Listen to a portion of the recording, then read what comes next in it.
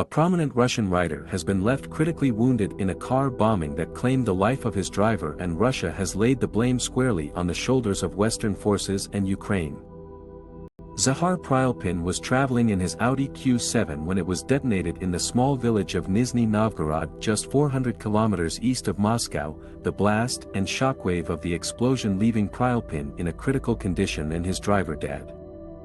A photograph of the aftermath was captured. White vehicle lying overturned on a track next to a wood with fragments of metal strewn around and a deep crater caused by the blast.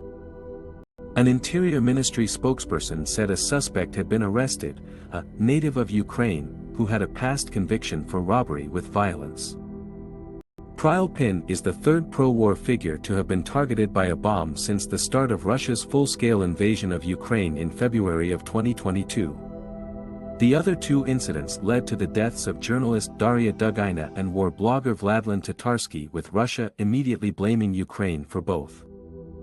The allegation was dismissed by Ukraine, however. They denied any involvement both then and again in the latest attack, with the Ukrainian presidential advisor, Mikhailo Podolyak, cryptically suggested that the incident was due to Russian infighting. The incident has attracted much criticism from those in the media and the public, who expressed their thoughts through an online poll asking readers of the Ukrainian news site Union who, in the pantheon of Russian scum propagandists, should be targeted next.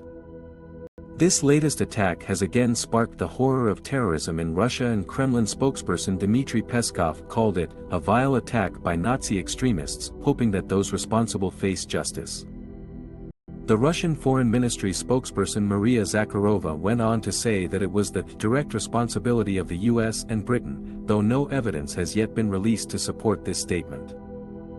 President Putin also sent well wishes to Pryalpin through former President Dmitry Medvedev and declined to comment further until information from the investigation was available. Zahar Pryalpin is an outspoken champion of Russia's war in Ukraine and has openly boasted about his involvement in military combat there. In a 2019 YouTube interview, he spoke freely about the bloodsheds his unit inflicted on the battlefield, claiming that not a single unit among the Donetsk battalions had such results. "It was outrageous chaos what we did there, not a single field commander had such results as I had." This shocking act of violence seems to bolster Russia's claims that Western forces and Ukraine are trying to undermine them and their allies through terrorism, something the White House, Pentagon and State Department have denied firmly. Sat anxiously at the bedside of his critically wounded friend and ally, President Putin will be watching on as Russia continues to hunt down those responsible and rewrite the story of terror in Russia in the process.